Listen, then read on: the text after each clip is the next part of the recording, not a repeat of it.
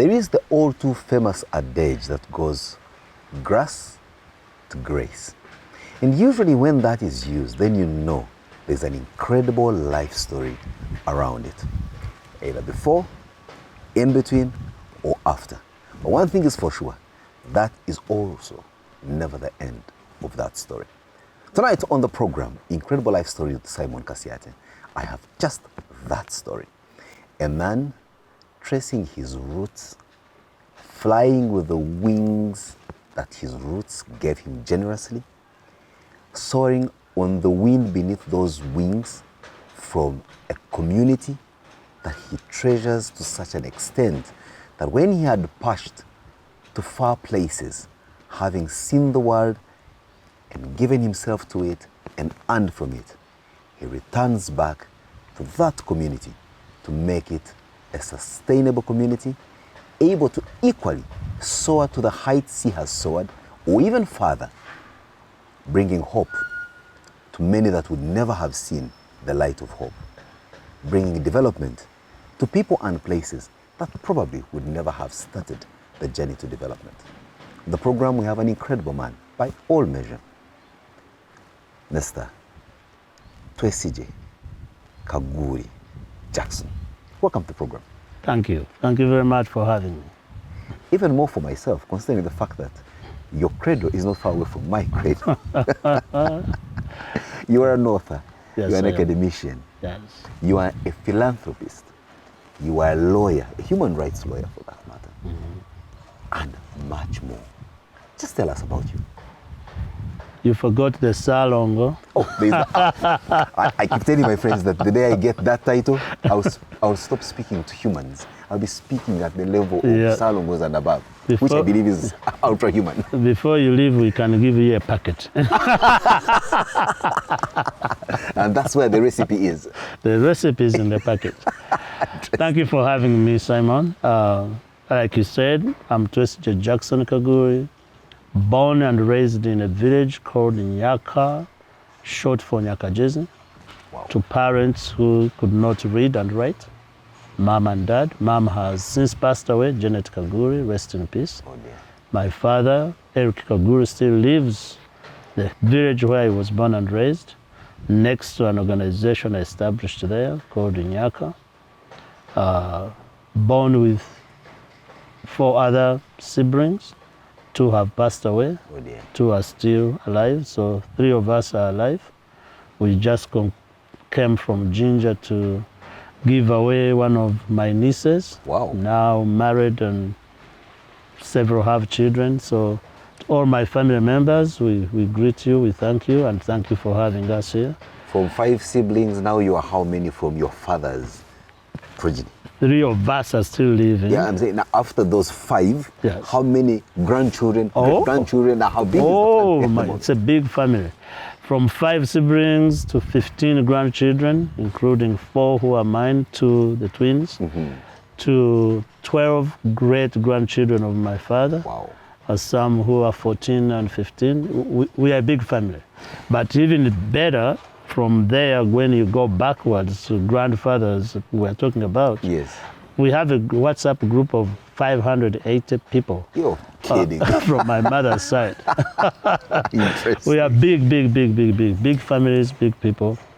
I studied in the villages in Uganda. Just before you tell us your life story and how you studied, Jackson merits being on the program tonight because he started, or I shouldn't even say in present tense, he started an organization that's just mentioned about, Nyaka Foundation. It's an organization, details of which he's going to share with us, but just top mind. It's an organization that started from the realization that there were several folk in our local communities that would never have had a chance to an education or a decent living. Almost 15 years down the road, this organization boasts of an alumni of children that were educated through it, and they are now huge corporates or serving in different capacities. Yeah. It also went into the area of sustainability, where they are granting livelihood, education, and financing to folks who today, some of them, have hit the mark of being millionaires and billionaires in Ugandan shillings. That is the humble contribution, or so he says, Jackson, that merits him to be on this program. And tonight, we want to get to understand the motivation of going philanthropy, yet you had it all going for yourself. Yes, you went to a village school, you told us. Yes. You went to village school for primary school, secondary school, but went to Makerere University. Yes. What did you study at Makerere University? 90 to 93. What did you study? Swaswa. Had you ever been to Kampala before you went to the university? Nope. No, first time to come to Kampala, I was going to Makerere, Livingstone Hall. Tell me, just paint for us a picture of, to the best of your recollection, of your journey from Kanungu to Kampala. Yeah. The bells and whistles, the lights, the traffic, exactly. the buildings. What did you see? Wow. So when you're coming from a village at the time, a bus would take you nearly 2 days to get here. Especially if you're coming from Kanungu, at the bottom of the Great Rift Valley. Great Rift Valley, pass through Enengo.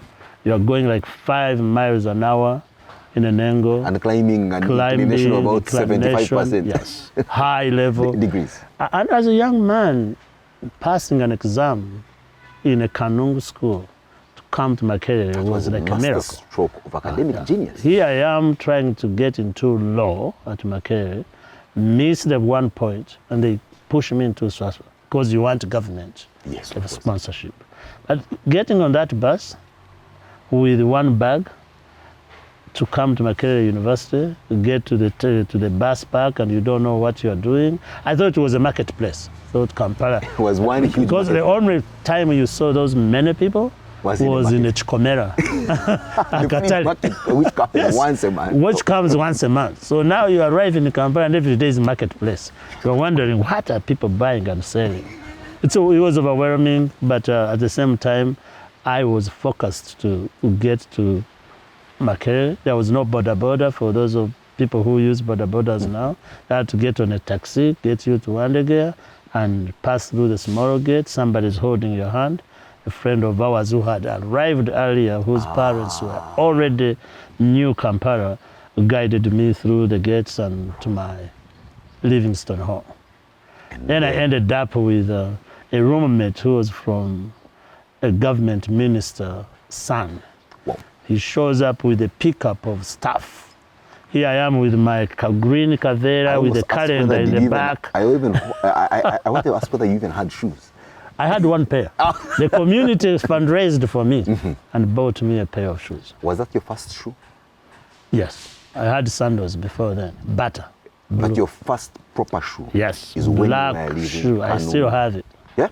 I kept it. You're such a hoarder. What else did you keep? That one pair of trousers you had? No, something else I kept when I went to America. Another story we'll tell. I sat in a plane for the first time ever, and they brought a white towel to wash hands. When I rubbed my head and face, it became so brown. I kept it. I couldn't give it back. I was so embarrassed.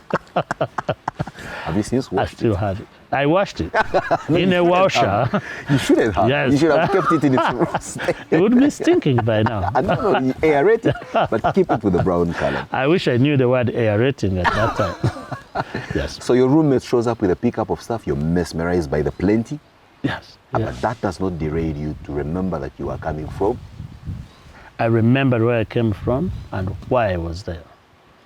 So I did, in fact, part of the story that led me to USA was tied into my roommate because he had been admitted as a lawyer in law school, but he didn't want to go to classes, so he paid me to go to his class. I did his course and my course, and I got paid every week. And you passed? I passed both. So the guy is a lawyer in this town? No, he died. Oh dear. But during the time of doing his courses, he was partying, and that led into other things. But to save his family and confidentiality, we agreed we leave that story where it is. Yeah. Without asking the details, I just need you to allay my worries. Yes. You actually passed 2 courses. Social Work and Social Administration at Makerere University, and Bachelor of Laws. Yeah. The only difference is that one was not in your name, even though you had studied it. But that's how I got to Columbia University. Because during those classes I was taking, one of the papers I wrote, I forgot and wrote my name instead of his. And the professor was impressed. You did forget. I forgot. Jackson. I forgot. The professor pushed me hard on human rights. We are talking about all human rights are equal. Universal Declaration of Human Rights. And I pushed back and said, not all of them are equal.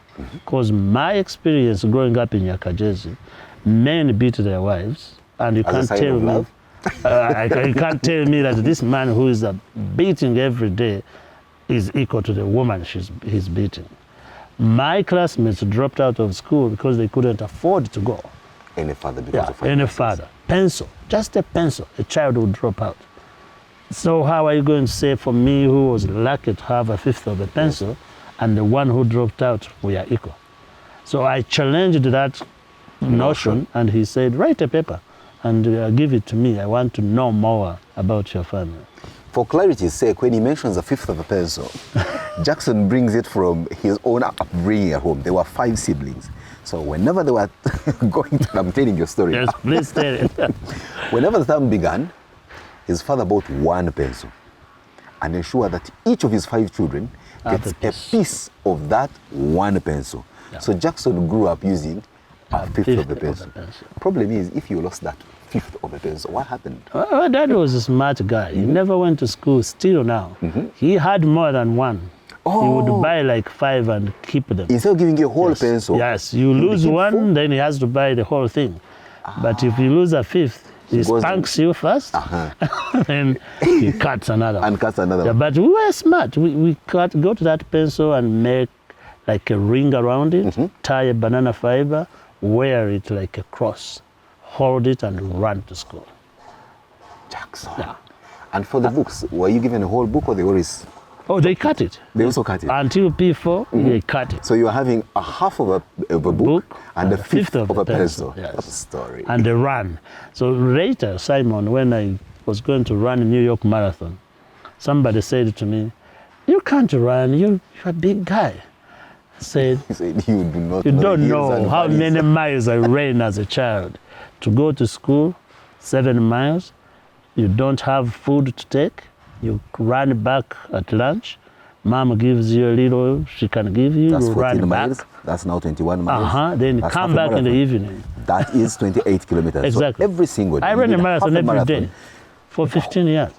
Now you tell me I can run 1 in 1? You still with shoes, sneakers, and bomber socks in New York City with cheers and water and glucose and medical. Wow. So now one guy, muscle memory. Yeah, one guy dared me and put $20,000. Said, you cannot run a marathon. He said, just watch me. 5 hours, 20 minutes.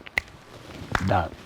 And I told him I'm going to repeat it twice and stop, just to show you that it is possible.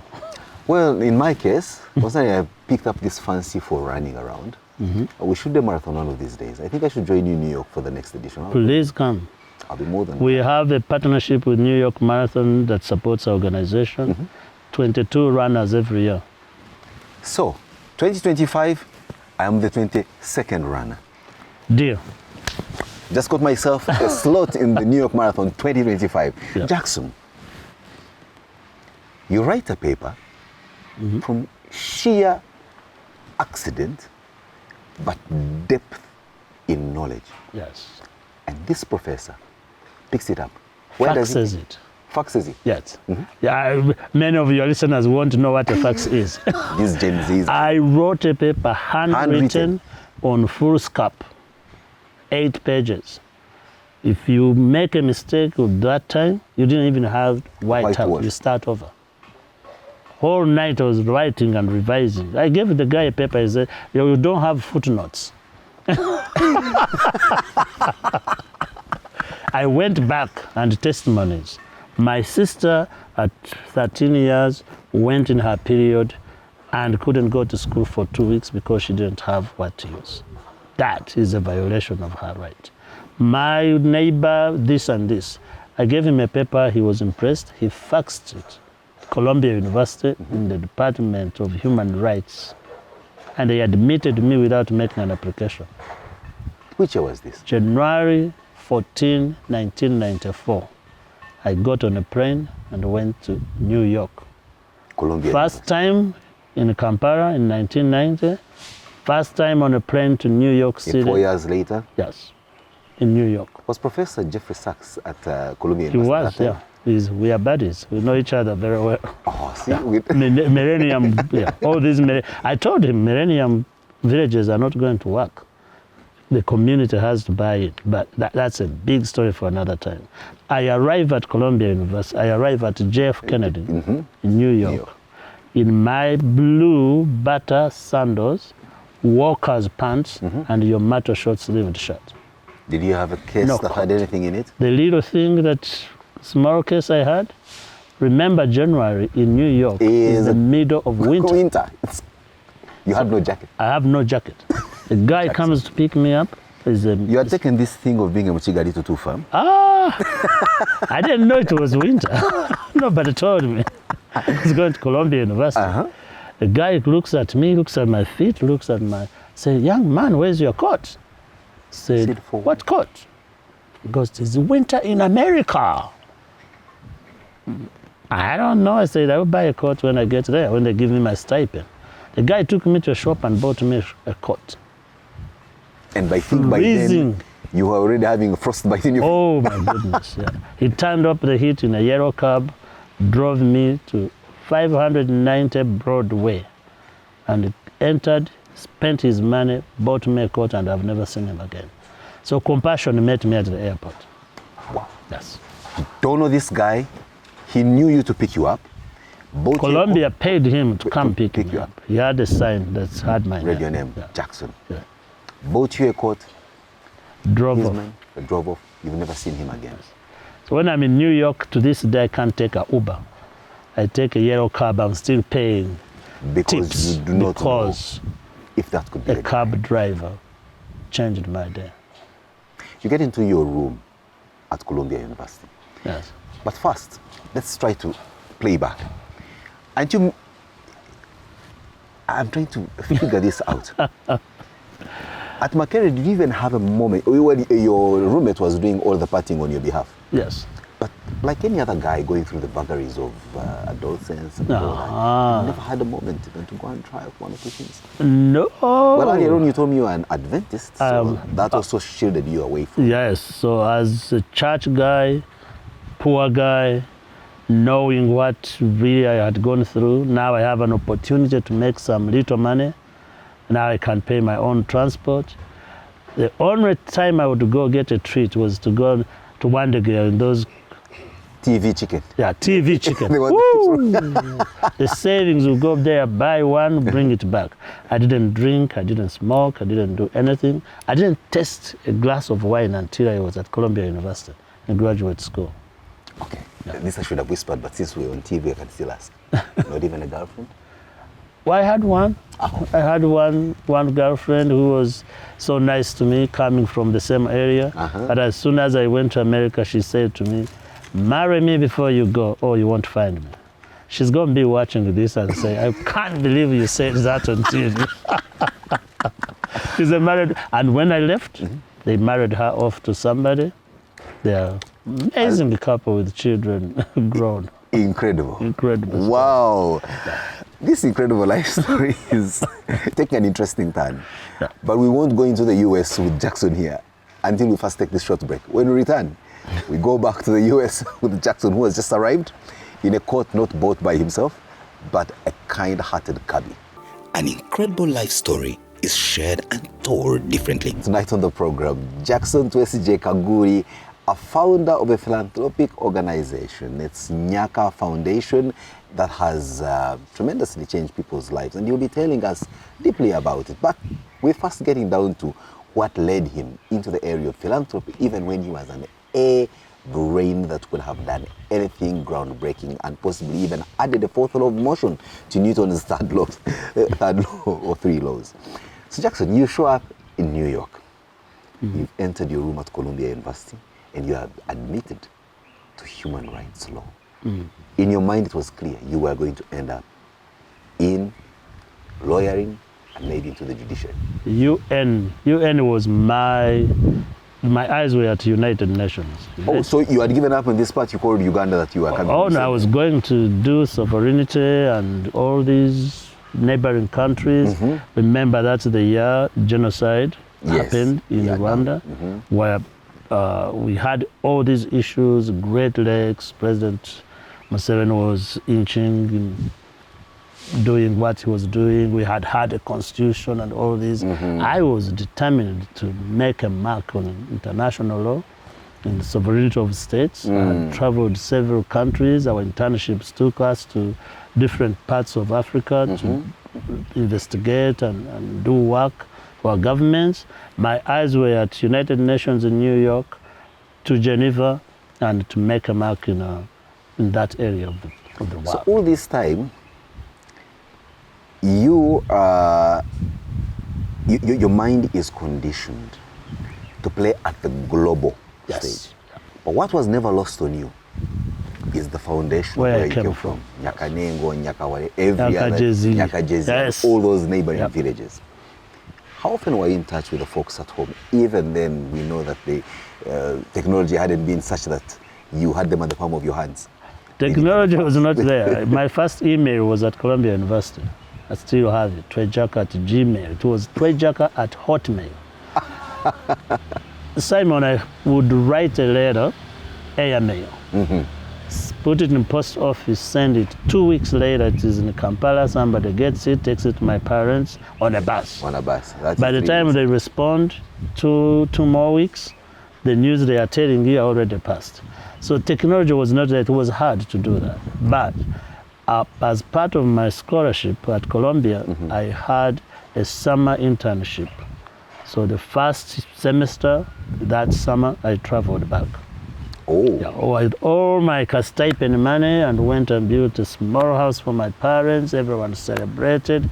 Those days when we went to the airport, 25 people would accompany you. Wow. All taxi. They would bring a coaster or Yes. two. And people would go and watch you and get on a plane and wave. Things were different. It's quite a spectacle. But I stayed in touch, number one, because the community made me the man I am. How so? When school fees was not there, the community would fundraise for the smartest child. So for me, I was lucky to really do well in school. So when we lacked, somebody sold coffee and they would come and sneak a little to my dad, a little to my mom. Even when they had their own children, that also needed the exact kind of support. So somebody failed the class, they would say, since yours has passed, Jackson is a good boy. We want to support him. A woman told me, and it is true, that she actually breastfed me because she had a child the same night my mom had a child. She's Catholic, my mom is Adventist. That woman is still alive. And whenever mom went to church, she would leave me and with her. Then when she went Sunday, she left. And when you cried, she breastfed you. That woman, I later took her to Toronto, Canada. Wow. To start grandmother's program. But the community really supported me. Is that child who has been breastfeeding at the same time as you still alive? Died. Oh dear. That's part of the start in the school for children. His children graduated from our program. Yeah, Tugume, Felix. He passed away. So my people I was born with were dying of HIV/AIDS while I am thriving in a global market, going to New York, flying on a plane. And that also came and hit you hard, even at home. Yes, then it came later. My only brother, we were 2 boys, also passed away and left 3 children who are all alive now and adults. One was 12, one was 9, one was 6. My sister also, who was older, coming to Makerere University, would cut from the gates and go to Old Kampala. She used to kusika muogo. My sister had her business outside in Sika Muogo. She's selling charcoal, but she saved her money, and when I needed something, she's the one who would stand in. She also had 3 boys. Unfortunately, hers were born with HIV/AIDS. They all passed away, and she died also. So when it hit home, when that whole, do I want to go global and change the world and go to United Nations, or do I need to fix home? Fix something? so another child can have the same opportunity I had. And that's what I did. But well, you didn't just stop at Columbia. You No, I didn't. concluded with Columbia, graduated with top honors Yes. in law. No. Where did you go after that? Then I went to Indiana University and did management and started learning how to register non-profit and run a non-profit. So by the time you went to Indiana University, Yes. this Nyaka Foundation had already formed a foundation in your head. Yes. August 2001, I registered and came and told my father, I'm going to build a small school so children can have the same opportunities I had. His question was, why? Because there was a school you had gone to 7 miles away from your Yeah. home. But in his mind, his first son has died, his daughter has died. Now I'm also going to die doing community work instead of making millions and dollars and pounds to support him. Remember, education in our circumstances, even in Ugangali, was an insurance. Absolutely. Still is for Still many. is. My mom and dad knew they were going to sell their land, cows and chickens. Their 5 children will have to school. good life. They will take care of them. They will build them houses. They will get them health care, buy them clothes, maybe later buy them a car, and have a good life. When 2 died, they started waiting. Who is going to die next? Next.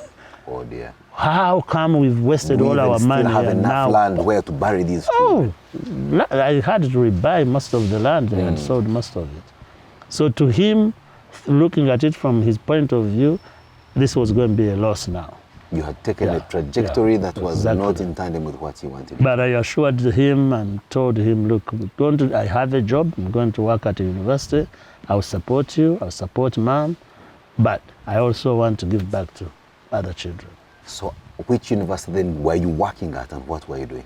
I went to work at Michigan State University in the state of Michigan as a senior development officer. And that gave you a little impetus. That gave me all knowledge I needed and contacts and skills on how to mobilize resources, account for resources, and run a philanthropic organization like Nyaka.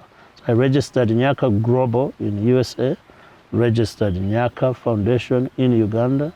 Now we have Nyaka UK and Nyaka Canada. Wow. But that knowledge all came from working at Michigan State, raising millions of dollars, managing. The thing, when you are trained as a lawyer, you get the knowledge in near every aspect of life. Absolutely. Yes. Because you have to tick every box. Exactly. Tick Cross that, every and you T can and dot apply every I. it in every part you want. And to yet remain on the straight and narrow. Exactly. So that I am so grateful. I tell people, if you come to United States, the biggest gift you can get from that country is education. All these Nkubacheyo have built apartments, all these things go. Nobody will ever take your education away. Jackson, Yes. so seriously, you dropped the dream of changing the world and attaining your life's desires of working at the United Nations, going to Geneva and all, and chose, because of the circumstances you had at home, that you're going to just get some money, but come back home and fix it. Yep. I brought my $5,000 I had saved with my 1, 2, ex-wife. 3, 4, 5. Yes. Paid my dad a little money so he can settle down, calm down, built a small school, and then started the quest of changing lives, one at a time, one community at a time. You mentioned something like an ex-wife. At what point did you get married? For the start, I mean, I thought you were reading. And Here I am at Columbia University, and it was a funny one. I'm going to a conference and I saw a name of a Ugandan name, Beronda. Beronda was attending the conference. I go there, I walk to her, speak to her in Ruchiga, Nogambachi, Owowitu. Like, what are you talking about? She's a woman. She has a name, a Ugandan name, but African American, born and raised. Never been to Uganda. Wow. I said, now that I've embarrassed myself, we are going to be friends forever. And we did. Incredible. Then we dated, and we got married. We have a son called Nicholas. Wow. And things didn't work out, but Beronda came here several times. I was about to ask, did you at least get her to come 3 times. I took her to Kabale and said, look at the people who you look like. The reason I came and talk to you that way is because you... And everyone, when she came here, would walk to her and say, your son said the same thing. Yeah. Wow, we did. incredible. Yes, we did. That's interesting. The whole book, you read A School for My Village, my first book, is a whole chapter about Beronda. I've seen that. Yeah. So, Jackson. Yes. You come and you're changing one life at a time. But initially, it was to educate. Yes. But the needs of a village or a community are almost insatiable because everyone has a child and they're struggling to put them through school. Weren't you overwhelmed at some point? I was, and you know... And let's not forget, you started off with less than $5,000. Yes. Remember, you had $5,000 and buy bricks. The challenges in village settings are overwhelming. And that's, I think, why many people really resist from making a stride, make a difference. Because like you are throwing money into an abyss. What are you going to do? But you always have to remember the guy who was standing on an ocean, and you have all these fish dying, and he's getting one, throwing it in. Another guy came and said to him, why are you wasting your time? All these are going to die. And he threw one in a lake and said, that one is not. That one's going to survive? That one is going to survive. So somehow, because of the background of my grandfather and the church and helping others, we were all instilled in our family that making a difference is noble. What we accumulate ourselves, we die and leave it. What you give to others will survive, especially when you get those people also to understand to give back. Then it continues over and over. But that mindset is not easy to change. It's not, but it's possible. And anybody who doubts it, look at me. A fifth of a pencil to a school, to 7 miles away. 7 miles away. That about 3-4 times a day. To 2 primary schools, secondary school, to a community library, to clean water system, to solar power first time in the community, to vocational school, to a secondary school, to a Harvard of Kanungu or Uganda, to 3 PhDs, to Salongo, to now talking to Simon Kasyate. What else do you want in life? All this in your one lifetime? Yes. Sound like you're describing still going 5 lives, and this is not the end of the story. No way. Jackson, I'm only 54. I plan to live to 110, and that's my target as well. I think we'll meet up there. Exactly. Certainly. We'll take a short break. When we return, Jackson tells us now in deeper detail what Nyaka Foundation is up to now and where he sees it going. Because who knows? He may have wanted to go to the United Nations, change the world, but he may be taking Nyaka Foundation to on top of the United Nations. Who knows? Let's listen to him. An incredible life story is shared and told differently. Incredible life stories. I mean, if you are ever looking for an incredible life story, this is the place to find it. And for those of you who have just bumped into us for the first time on our YouTube channel, please click the subscribe button and get all these stories at the top of your palms. For those of you who are catching us for the first time on UBC TV, it happens every Sunday, 9 p.m. to 10 p.m. Jackson. Yes, sir. Nyaka Foundation sets foot here and starts with, when we talk about your first school, let's be honest, it wasn't a school, let's say, it was a classroom. It was a classroom. So it was just a shelter, yes, a roof, and 1 teacher.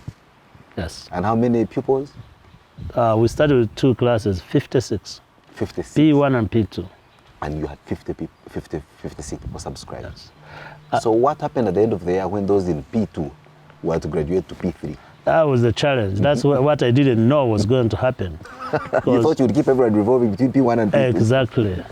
So, but even before that, when we started, you know, you get into, we are going to do this, And we asked the Gombora chiefs in the area, how many orphans do you think we have? There were more than 5,000 orphans who could have come to our school. And all we are looking for, we wanted actually 50, 25, 25, P1, P2. The school was so badly in shape. I reached out to a relative, Professor Mondo Kagonya, who was at the time a minister, state minister or minister of state? Minister of state in the president's office.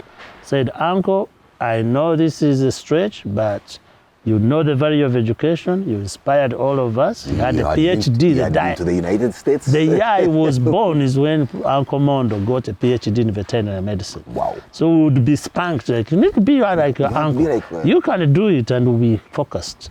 But, so I told him, come and open this school. Just to do us a favor, show up. He was already in the village. January 3rd, 2003, we opened this brick. People in the village say there's no way a minister can come to open that little thing. Unburnt bricks. 12 p.m. My mom is like a sister to him. He comes, Janet, and people that means I want roast meat. That's a delicacy from where he comes. Yes. And he came and opened this school. And Uncle Mondo said something to the children. You are lucky you have Jackson.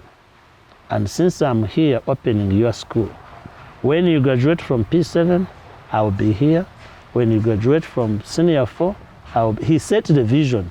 With those of you who go to university, I hope I am there at the time. And let me tell you, that vision is what still is still living. Those kids that day, one is a doctor in the Masaka Referral Hospital, one is a lawyer in the Stanbic Bank, one is a human resource manager in Canada, several are teachers, several are drivers, 2 passed away, but all of them have passed and gone on. The book I'm writing now. I intend to attend a reunion of that pioneer. You should come, because now they have children of their own. Yes, they are married, nice they have to have children. Them, We do have Nyaka alumni. They have their Facebook page, they have their WhatsApp group, they support other kids, they give back, they go back and talk to nursery children in both Nyaka Jezi Primary School and Kutamba, which is in Nyarushanje. And now that tells you why I opened a second school in Nyarushanje, because Professor Mondo was the MP for Lubaba.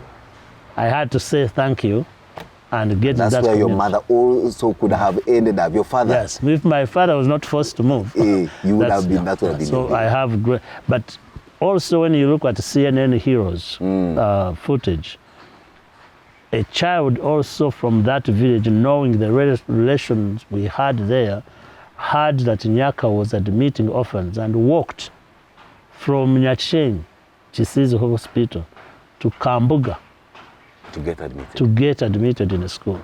That's when I said, you know what, we'll build you a school there.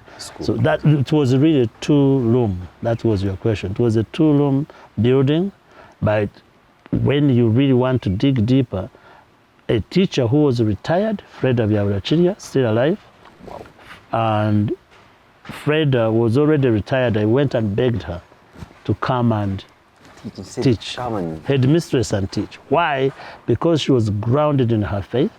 She saw me growing up in P3 when I was about to drop out of school because my parents are having problems. She's the one who said, Jackson, your dad keeps kicking your mom out of the house. I want you to focus on education and one day build your mother a house that your dad can't kick her out. That explains why Nyaka Foundation goes beyond education and handles issues of gender-based violence. Now you are getting all these things passed. I am weaving the thread. And you should go to the mansion I built for my mother in the village. And see. It's showing on your screen now. You have to bring it close to you. That's why, because we knew we can do education for children and break the cycle. But that cycle is going to take 14 years of investment before the child comes back to give back. So when the kids started coming to school, Simon, I said to the community, We want these kids to live with women in the community. Women like Fred, who we encourage them at a point where they want to give up.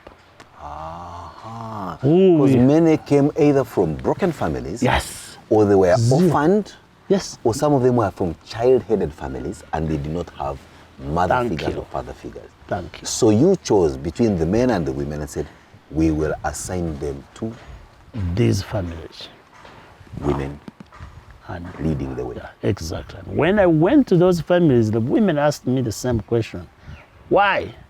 We don't have money, we don't have resources. I say, I want you to love them and care for, and I would tell them my own story. And then you told the women eventually, Yeah. now Nyaka Foundation is going to come to you and train you Yes, on how to earn an income, yes, train you on how to feed these children Yes. correctly. Yes. Not giving them roast maize of Monica Gonyera. Then you give them boiled maize and then they And drink then cassava. porridge. Yes. No, you see, it's all maize. Yes, but maize in different forms. Yeah. So he said, no, if there is a pawpaw, yes. Some groundnuts? Yeah. And not even there is a pawpaw. The children are going to be taught at school how to grow a pawpaw on the veranda. and they will be told that the pawpaw is a vitamin. Exactly. And that you need vitamins, you need proteins, which are beans, you need carbohydrates, which is karo. And you have labor now. Because when you have 5 children living with you, your grandmother who's 80, who carries the small jerrycan to get water, And the smallest now you fork. sit and they say, Joseph, come on, go bring water. Yes. I didn't need to. Go bring the pineapples from there. And now they cook for you. And now there's vibrancy. Now there's singing. What was an emptiness now became a The vibrant. doctor's grandmother, Hilary's grandmother, is now 112. When I started in Nyaka in a school for my village, page 115, she basically gave me her will. She got somebody to write, Jackson, I'm so happy that the children are coming to Nyaka. If I die, I'm going to die a happy woman. Wow. That was 2003. 2025, last week when I was in the village, She was we alive. took a picture. She's still alive. Her grandson is a doctor, with the name written on her coat, his coat, Dr. Niwadhine Hilary, Picked from Nyaka. Nyaka Through product. You Nyaka. think that family will ever be poor? Never. Not with a doctor in it. Okay, the story of Nyaka could certainly take another incredible life story of its own, and yet time certainly is never enough for these incredible life stories. But you told me, and I found out, that you're not just a school. The foundation is not just a school. No. And even the school, it's not one school. No. You have primary schools, secondary schools that you call the Harvard of Kanungu. Yes. And now you've gone into microfinance space, Yeah, there's even vocational. vocation. Yes. Because not every child is going to be a doctor. Absolutely. We have carpenters, we have border mechanics. But now we also, the women we started organizing were in the village of Nyaka. Then we realized actually other women in other places, Butogota, Bugangali, Bugangali. Rukunjiri, can also organize as long as they meet a criteria of raising children, non-biological, they don't have to be related to them. Absolutely. Then organizing groups so we can train and work with them, then support each other. And ours are non-religious, non-political. You have Catholic, Adventist, all these. Now these women, as they started meeting, we also realized the biggest issue for many of them is financial. So we created a revolving fund. Revolving fund to give you money if you want to make bracelets for Simon Kasyate. Who make loves them this way. Yes, make them. And in the beginning, you made the bracelets, the baskets, the beads, paper beads, and Nyaka bought them from you. So we give you money, you make a basket, and then we you come and buy the basket, And so then we can make more. you get the money and take back what Nyaka had lent you. Then we get all that stuff, bring them to Kampala at our events, give them away or sell them, take to United States in the schools. The t-shirt I'm wearing is one of the high schools in New York Wow. that supports Nyaka and makes their logo with our logo together. So what I have done is really to get communities around the world to work with the communities in Uganda and create a sustainable model. The women who have come out of these 15 years of revolving fund, tailors, shopkeepers, motorcycles, have now made so much money. It came back to me while I was at Harvard in 2023 and said, we want more money. I said, we are not giving you more money because our mission is to get you out of poverty. Out of poverty, out of poverty. Go in peace. Go now and attack the commercial banks. Yeah. And like Jesus said, go do likewise, help others. They went and borrowed money from commercial banks, interest rates hit them, and they came back and said, we are willing to pay what we are paying other commercial banks, but in our own bank. Start a bank. So we started a financial institution, Nyaka Microfinance. We didn't have to go raise capital because the revolving fund was there. Already had close to $500,000. We took $150 million? Yes, $500,000. Wow. We took 150 required. We applied. We got our license to lend. As we speak, Simon, right now, there are more than 1,200 account holders, majority women in Nyaka Kanungu.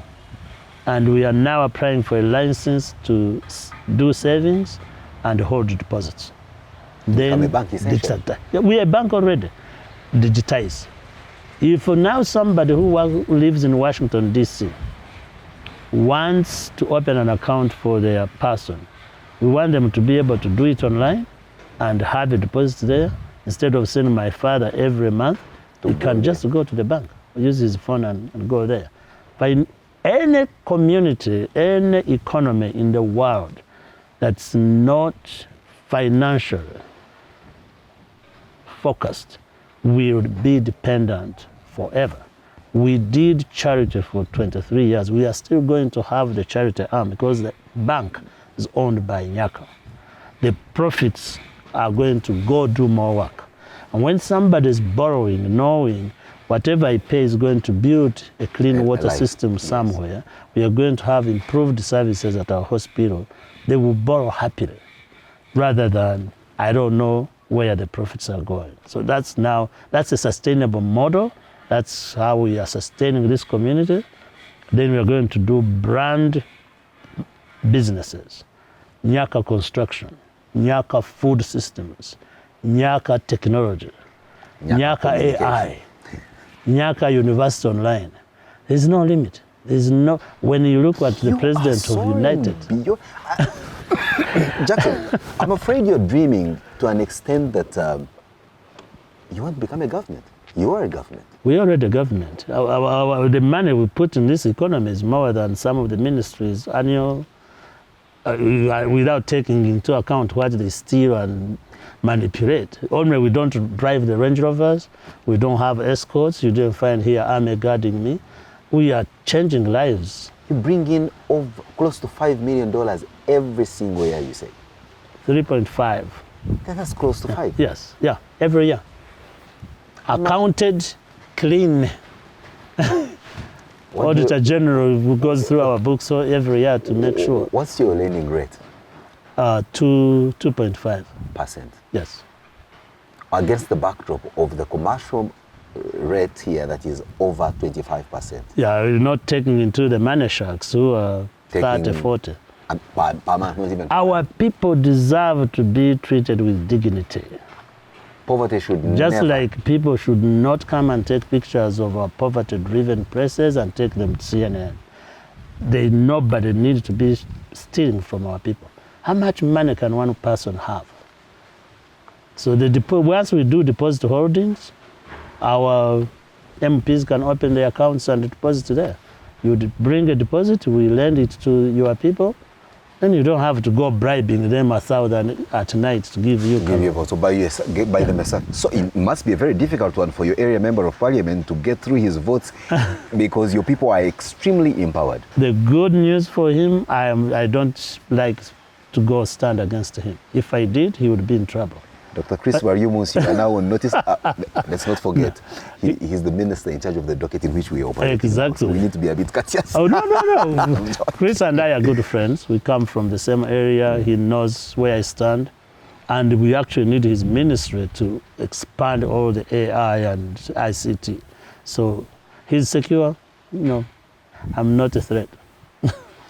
You're already contributing to society in bigger ways than you possibly would in politics, but you seem to say your dream was to be at the United Nations, but Nyaka seems to be your own created United Nations that is going to bring people together, not because of war and devastation, but the vagaries of poverty.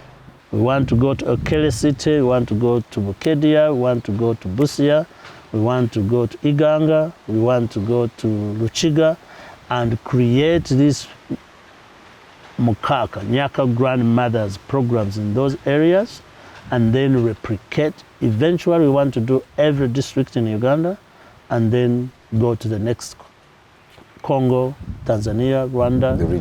The region. So the vision for United Nations, boundless. We've already surpassed it. We're already going global.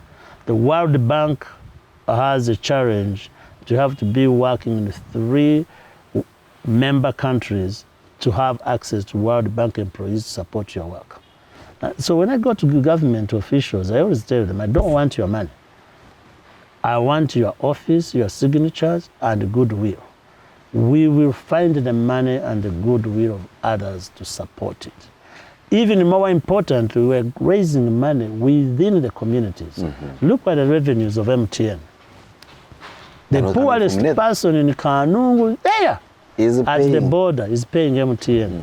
1 shilling, 2 shillings, airtime, what?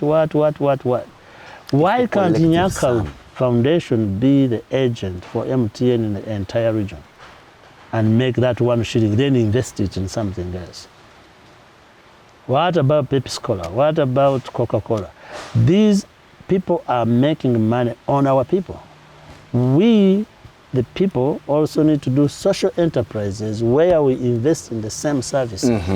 Citibank, from all the way United States, comes and puts here an office. Nyaka needs to have its own brand. Trump, the president of the United States, sells the name Trump. We want the Nyaka buildings also as the same. We are taking this to the next level. I didn't go to Harvard to just sleep. I went to learn. And our societies will have to be economically empowered. The next generation of the children we educated need to be the biggest investors. Proudly, they can start their own franchises. Those who can't go to school have Nyaka tailoring. Those who can do AI, do Nyaka AI. We want economic empowerment. Jackson, clearly your work is clearly cut out. You're soaring to heights more than anyone's imagination. Let's get down to know you a little bit. You're a Salongo, you said. Yes. Do you have other children other than the twins? Yes, I have 2 boys and 2 girls. Incredible. Yes. Oldest boy just finished university. Second boy, 14. The girls are 12. You're such a super dad. Thank you. What do you do to relax? You seem to be doing so much that one wonders if you ever relax. Yeah, but before we get to relax, now that you opened up the fatherhood, I have a very strong message to fathers. We are having such a big problem in Uganda with abandoned children, some by very powerful people who have children and can't take care of them. As a father of 4, that bothers me so much. The moment somebody, and there's DNA now, you prove that you are a father of somebody. Our children, many of us didn't get the father touch because fathers were taught you don't have to do that. Yeah. But that when you think about it, from my own experience, I've been in every piece and creep and boom of my children. So much that I really encourage fathers to spend time with your children. Well, I'll play devil's advocate and say, well, when we have guys like you, Jackson, who have foundations like Nyaka, that are targeting children possibly neglected by their fathers or abandoned by their fathers through an act of death or something, then maybe there is some recourse. But that's not to move away that incredible point that you make. It's very important for folks, whether men or women, let's even broaden it, to take full responsibility of their progeny. Because you have them out of conscious thought. Exactly. But even if they came by accident, let's even assume they come by accident, that they are your children, I think there I agree with you. Too innocent. Yeah, but talking about relaxation, right before we talked about running.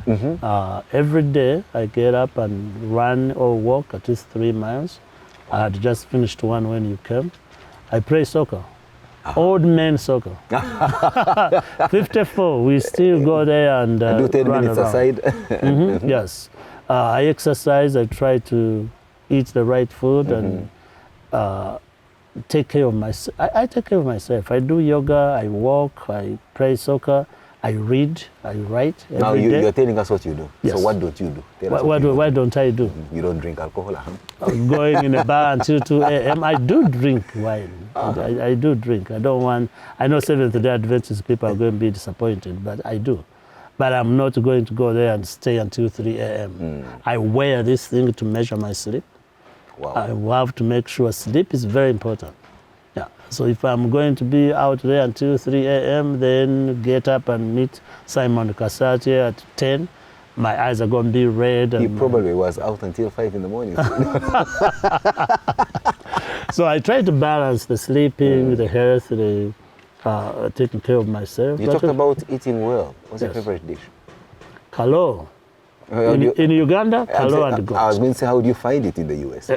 Yeah, I take it. Tomorrow when I'm getting at the airport, part of my luggage is going to be kalo. Kalo. Yes. Do you know how to prepare it yourself? Yes, I do. Wow. Yes, I do. Actually, I'm the one who makes kalo in my house. Make it With the cassava. specifications of your taste. Yes. Yeah, kalo and kawunga, the mingling part is my part. I know from what you just shared with us, some of the things that really mash you up and make you upset. But what is it that gives you that good, mellow feeling of happiness? When I'm with my family, my kids are such a blessing that when we are together and listen to good music, playing our games in one setting, yeah. You've written a number of books, and you continue to threaten to write even more books. Oh yeah, I'm Sharing working your on life's one right now. experiences. Which one are you working on? What's the title? The first book I wrote was A School for My Village. The second book was Victory for My Village. We did a school, it tells you the background. Now you have the success story of children going to university and grandmothers, Victory, and that Harvard called Nyaka Vocational Secondary School. I'm working on another book called, I'm going to title it Legacy for My Village. I almost proposed the fifth of a pencil as a book. The fifth of a pencil is coming, but the fifth of a pencil is coming different. The other one is a cycle. We want our children to have those 3 books as Nyaka Bible Gospel. Their children and grandchildren and great-grandchildren need to come back and find this is where mom and dad. I'm basically writing for them. Generations Yes. to come. Then I'm going to write a fifth of a pencil. I'll write a fiction book to tell stories in a fiction way. But with the grounding of some reality. When you go fundraising and the donor wants to basically rip off your clothes because they can give you money. When you go and somebody disrespects you because they think you want their money, the power dynamics, the colonization of mind, the decolonization of mind, the women who go and breach themselves because they want to look like white people, the white people who go get injections because they want to look like black people. You've been in the US for how many years? Ooh, 27. Your accent hasn't changed a bit. You're sounding like a guy next door from Buganga. It's intentional. I refuse to change my accent. I don't want to be who I'm not. I'm a Mochiga man from Kanungu, and I will die that way. The kind of things that you have done, Jackson, your mindset and your resolve to remain authentic, this is stuff that makes for politicians. Jackson, I'm not convinced you're not looking at politics as an end game. Please allay my fears. Politics is not part of this. United Nations ambassador maybe represent the country that way. President Museveni can sit comfortably. I'm not going to contest against him. I will support whoever is in the government of Uganda to continue to advance the development of our country. And create an enabling environment for Nyaka Foundation and the ripple effect it's creating in the development of our country. For God and our country. How better could we have ended this conversation, this incredible life story of Twesigye Jackson Kaguri. Yes, A man of many hearts, a man with a bigger heart than possibly his chest can accommodate, and without a doubt, a man whose impact has been felt, continues to be felt, and yes, no doubt the future is going to be a bright one, and we already see the rays piercing through the darkest parts of the horizons. Thanks, Jackson, for joining us on the program, for being generous enough with your life story, and for inspiring many people who have come from a background perhaps even more privileged than you, but are unable to impact society, even by a fraction of what you've so far done. I thank you. Thank you. Cheers. Yeah. We'll meet and have another conversation, as is always the case, every Sunday 9 to 10 p.m. on UBC TV. And those who catch us on our socials, including YouTube, first thing first, let's click on that subscribe button so that you follow through all our notifications and the latest life stories, incredible as they are, as they stream in. God bless. Till next time. Everyone has a life story to tell, but an incredible life story is shared and told differently.